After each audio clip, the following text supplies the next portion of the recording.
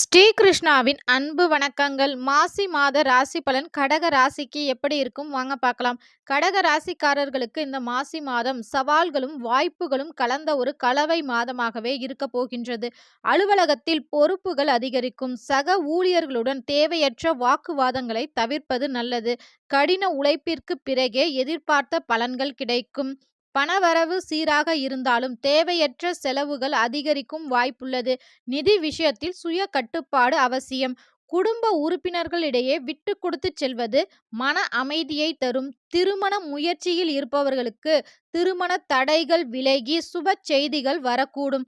வேலை பளு காரணமாக சில உடல்நல கோளாறுகள் அல்லது உடல்நல மனநல சோர்வுகள் ஏற்படும். உணவு விஷயத்தில் கவனம் தேவை. மன அமைதி பெறவும் தடைகள் நீங்கவும் சனிக்கிழமைகளில் ஆஞ்சநேயரை வழிபாடு அல்லது விநாயகர் வழிபாடு செய்வது, விநாயகருக்கு தோப்புக்கரணம் போட்டு வழிபாடு செய்வது மேலும் உங்களுக்கு நன்மையை ஏற்படுத்தும். இந்த வீடியோ உங்களுக்கு பிடிச்சிருந்தா ஒரு லைக் பண்ணி ஜெய் ஸ்ரீராம் அப்படிங்கிற கமெண்ட் பண்ணுங்க. நன்றி, வணக்கம். இது உங்கள் ஸ்ரீகிருஷ்ணா யூடியூப் சேனல்.